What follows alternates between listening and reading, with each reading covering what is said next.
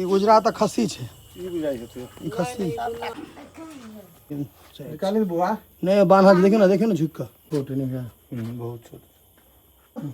और कतौ इम्हर तो नहीं सब अहाँ के अनहरिया रात में छागर ताकैलु है कौन कौन सीक्रेट गली से अपना जा रहल छी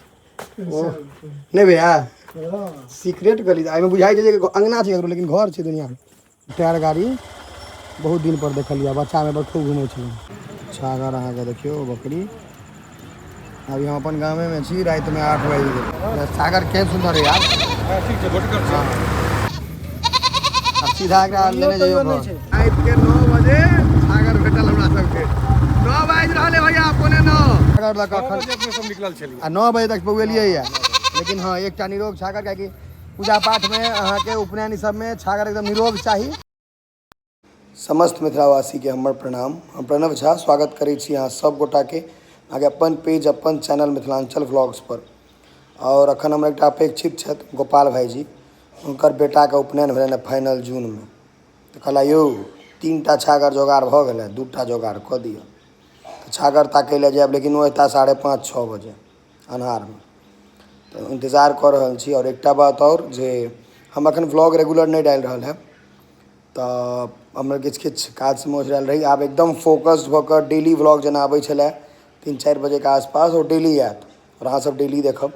और आई कमेंट में निश्चित बताओ जे हम व्लॉगिंग रेगुलर राखू कि नहीं राखू बाकी बनल रहू व्लॉग में देखबै छी गाम में छागर केना तकाइ छै बड्ड बौआ पड़ै छै लेकिन तकबै सिमरी वाला रोड में ढुका दियो छागर ताकै लए गाँव देहात तो देखे देखी गाड़ी रोक दी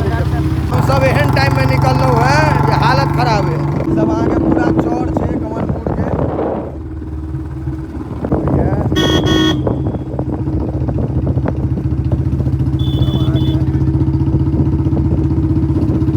और अहाँ के भेट जेबाक चाही देखै छियै भेटै छै कि नहीं भेटै छै कर देखो ठीक है लेकिन छोट छै जोड़ा छै छोट छै हाँ इस जगह से ओते से जोड़ा है चलू देखै छी आओ तो गोपाल भैया ई तो रात में छागर महग हमरे द्वारे लेट भेलै अहाँ 1 घंटा पहले आयल रही अच्छा चलू ना पूछ लै छियै कहते अखन किया छै तो कहबै बौआइत लेट भऽ गेलै की हां दिन में चढ़हो लग जाइ छै ने आ नहीं भैया तो छै आम गाछ ये आम गाछ कोने है यो घरैया मनीष है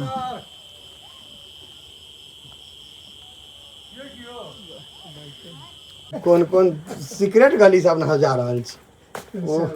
नहीं भैया सीक्रेट गली एहिमे बुझाइ छै जे अंगना छै ककरो लेकिन घर छै दुनिया में वाह यौ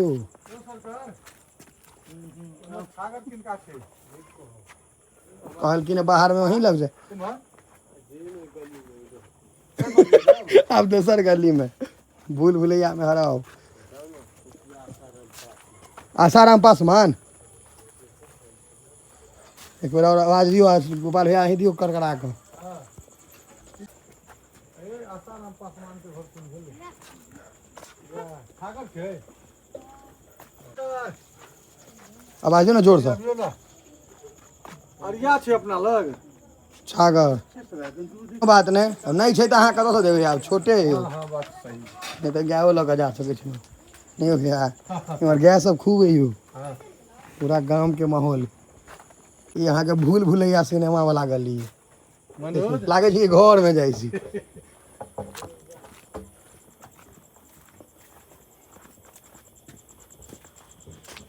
भूल भुलैया है ना पूरा भूल भुलैया है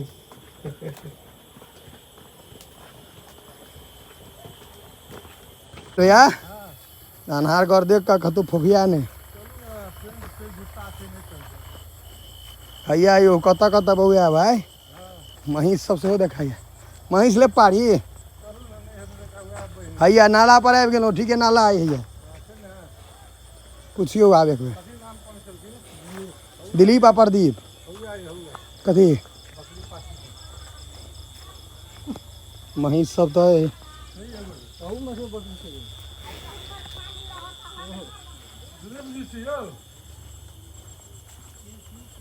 अरिया छै अपना लग ई उजरा तऽ खस्सी छै ई बुझाइ हेतै ई खस्सी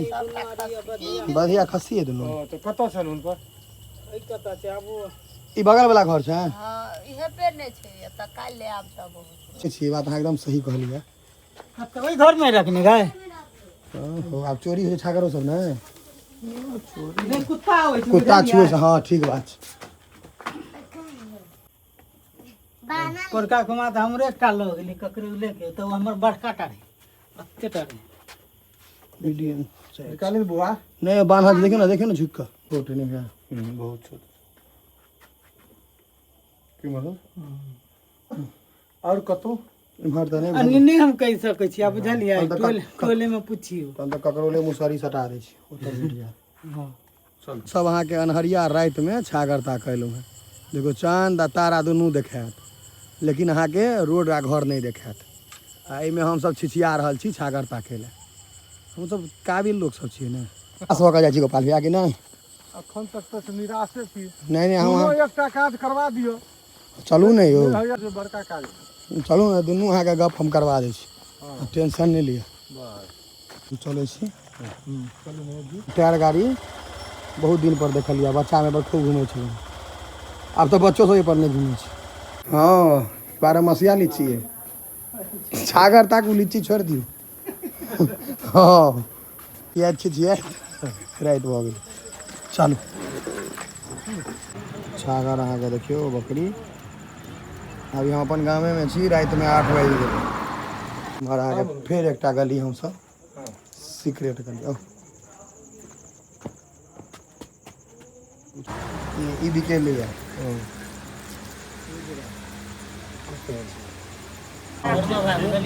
चलो कोनो बात समाज में रहै छी इम्हर अहाँके एकटा और भजिया जाय सागर देखै छियै छोट छोट ओ सब दुर्गा पूजा ले रखने छै दुर्गा पूजा छोट छोट सागर छै सबटा लेकिन उज्जरे छै जोड़ा सागर ले दामो वएह कहते ने आन छै तहिना अभी किछ नहीं कहो अब एकटा बात कहू हिनका सुने लिया के 5000 देब महाराज अहाँ ककरो पूछियो ने गोपाल झा के घर कोन छै बिलाइरो बैसल है अहाँ बजंग वाली मन लेल कहलिए हैं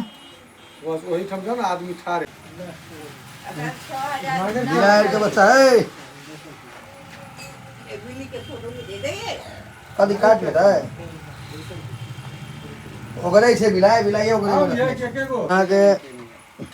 5000 बच ले ठीक है कहियो रेट कहियो खाना तो ठीक है इमहर आउ छै रेट खाली सही से लगा दे तो लो ले लेते कतऽ छै ओहो देखाउ हाँ तो हम दुनू लइए के चलि जेबै एने छै रंगो हाँ एकटा और चाही छोट छै ई नहीं कहलिया कतऽ छै ये ए छोट है छोट है उठाबियो ना छोट है लेकिन है वह साइड में नहीं सागर के सुंदर है यार हां ठीक छै भटकर छै एकदम निरोग छै कोई महत्व हक नहीं छै नहीं नहीं अब सीधा एकरा लेने जाइयो घर एकदम एक नंबर छै सागर पोछल सागर अगर आप गहूम रोटी सब खेतै ना टाइट भ जायत एक महीना में टाइट एक महीना एखन उपनयन के छै एक महीना ही एखन फ्री है 10-15 किलो गहूम खेतै सब मिलकर हाँ पानी चलू पीबू ना लिया ना नहीं हराना नहीं छै भाई करैत छै देखियो करैत छै भैया सागर ताके में करैतो भेटत दे दियो रोड क्रॉस कर दियो सागर लगा करैत साहब देखलिए सागर ताके रात के 9 बजे सागर भेटल हमरा सबके 9 बाजि रहले भैया अपने 9 अखन सागर लगा जा रहल छै भैया देखियो 9 बजे रात भरि दिन तक हम 9 बजे रात में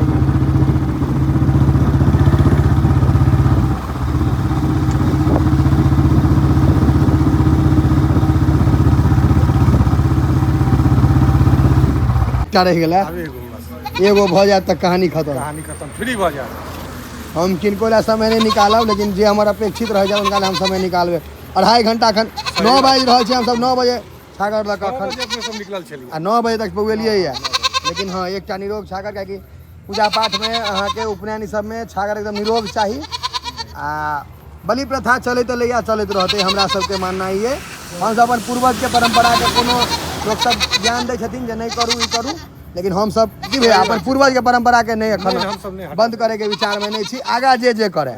हम सब अपन एकदम जेना हैया खुद के भागल पकड़ू पकड़ू। तो आजू की व्लॉग के एते अंत करे छी। बनल रहू और सब्सक्राइब करू मिथिलांचल व्लॉग्स के। फिर अगला व्लॉग हो सकैए एकटा छागर और ताकऽ पड़े, और किछु ने किछु व्लॉग अहाँके भेटैत रहत।